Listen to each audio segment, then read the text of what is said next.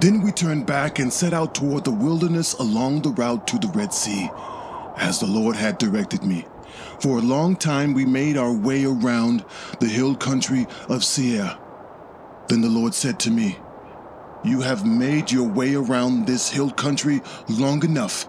Now turn north. Give the people these orders. You are about to pass through the territory of your relatives, the descendants of Esau, who live in Seir. They will be afraid of you, but be very careful. Do not provoke them to war, for I will not give you any of their land, not even enough to put your foot on. I have given Esau the hill country of Seir as his own. You are to pay them in silver for the food you eat and the water you drink. The Lord your God has blessed you in all the work of your hands. He has watched over your journey through this vast wilderness. These 40 years the Lord your God has been with you, and you have not lacked anything." So we went on past our relatives, the descendants of Esau, who lived in Seir. We turned from the Arabah road, which comes up from Elath and Ezion Geber, and traveled along the desert of Moab. Then the Lord said to me, "Do not harass the Moabites or provoke them to war, for I will not give you any part of their land. I have given Ar to the descendants of Lot as a possession." The Emites used to live there, a people strong and numerous, as tall as the Anakites. Like the Anakites, they too were considered Rephites, but the Moabites called them Emites. Horites used to live in Seir, but the descendants of Esau drove them out.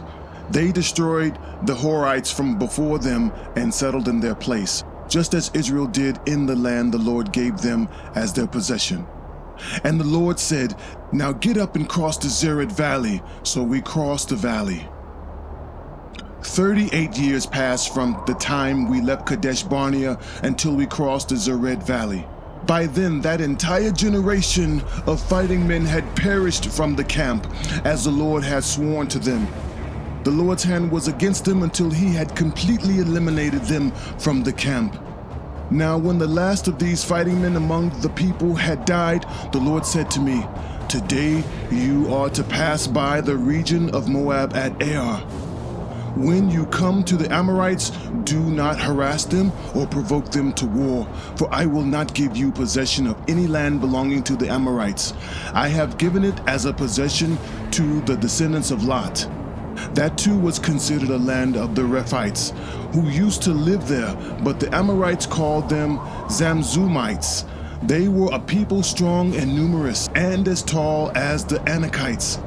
The Lord destroyed them from before the Amorites, who drove them out and settled in their place. The Lord had done the same for the descendants of Esau, who lived in Seir. When he destroyed the Horites from before them, they drove them out and have lived in their place to this day. And as for the Avites, who lived in villages as far as Gaza, the Caphtorites coming out from Caphtor destroyed them and settled in their place. Set out now and cross the Ornan Gorge. See, I have given into your hand Sihon the Amorite, king of Heshbon, and his country. Begin to take possession of it and engage him in battle. This very day I will begin to put the terror and fear of you on all the nations under heaven.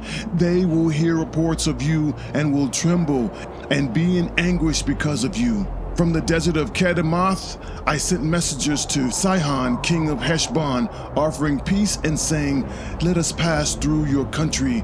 We will stay on the main road. We will not turn aside to the right or to the left. Sell us food to eat and water to drink for their price in silver. Only let us pass through on foot, as the descendants of Esau who live in Seir and the Moabites who live in Ar did for us, until we crossed the Jordan into the land the Lord our God is giving us. But Sihon, king of Heshbon, refused to let us pass through, for the Lord your God had made his spirit stubborn and his heart obstinate in order to give him into your hands, as he has now done. The Lord said to me, "See, I have begun to deliver Sihon and his country over to you. Now begin to conquer and possess his land." When Sihon and all his armies came out to meet us in battle at Jahaz, the Lord our God delivered him over to us, and we struck him down, together with his sons and his whole army. At that time we took all his towns and completely destroyed them, men, women, and children. We left no survivors, but the livestock and the plunder from the towns we had captured we carried off for ourselves. From Aroer on the rim of the Arnon Gorge, and from the town in the gorge, even as far as Gilead, not one town was too strong for us. The Lord our God gave us all of them. But in accordance with the command of the Lord our God, you did not encroach on any of the land of the Amorites, neither the land along the course of the Jabbok, nor that around the towns in the hills.